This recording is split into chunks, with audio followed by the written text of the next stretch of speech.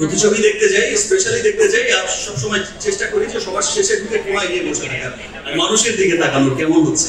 আমাদের শিল্পীদের এটাই হচ্ছে খুব ভালো লাগার। ইনফ্যাক্ট আমার তো খুব ভালো লাগার। ইনফ্যাক্ট আমি তো সিনেমা হলেও কখনো খুব একটা যাই না শুধু একটা কারণে, বিকজ আমি কাজটা খুব দরদ দিয়েই করি। আমি অল্প সিনেমা করি, খুব দরদ দিয়ে কাজটা করার চেষ্টা করি, এবং আমি চাই যে লোক আপনি যদি হলে যাই, আমি অনেক সময় দেখেছি যে আমি বসে আছি, আশপাশ থেকে সবাই ওই দিকে না দেখে এই দিকে দেখছে। ওটা আমার তখন মনে হয় যে আমার সিন তো মিস করে ফেললো, এই জায়গায় তো আমি ফাটিয়ে এক্সপ্রেশন দিয়েছি, ভাই সামনে দেখো, এই দিকে কি ওই দিকে দেখো।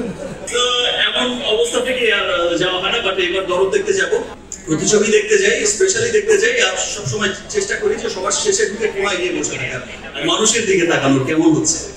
যাই হোক, আমার খুব ভালো লেগেছে আজকের এই অনুষ্ঠানে, ডায়ালগসের এই অনুষ্ঠানে আপনারা সবাই এসেছেন, বিকজ আমার মনে হচ্ছে যে আপনারা সবাই এসেছেন ভালো লাগা ভালোবাসা থেকে। আপনারা সবাই ইতিমধ্যে আমি সোশ্যাল মিডিয়ায় ঘেটে দেখলাম যে ডায়ালগসের আজকের এই ক্যাম্পেইনে, হাইজিনিং ক্লিনিং, এই যে আবাসের এই ক্যাম্পেইনে আমরা অলরেডি দেখেছি সোশ্যাল মিডিয়া সয়লাভ হয়ে গেছে।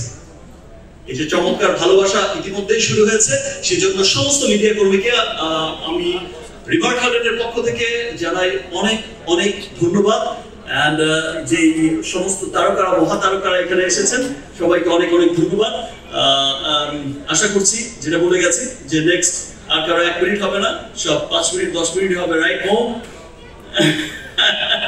থ্যাংক ইউ মো, এত চমৎকার উপস্থাপনা করে। আমি তো বলি মৌকে যে তুমি নায়িকা হবে কবে? শুধু নায়িকাদের বলেই যাচ্ছে সুন্দরী, বিউটিফুল, এই ওই বিউটিফুল উপস্থাপিকা, এবং আই থিঙ্ক মৌ যে কোনো সময় শুনতে পাবো নায়িকা হয়ে গেছে। Thank you.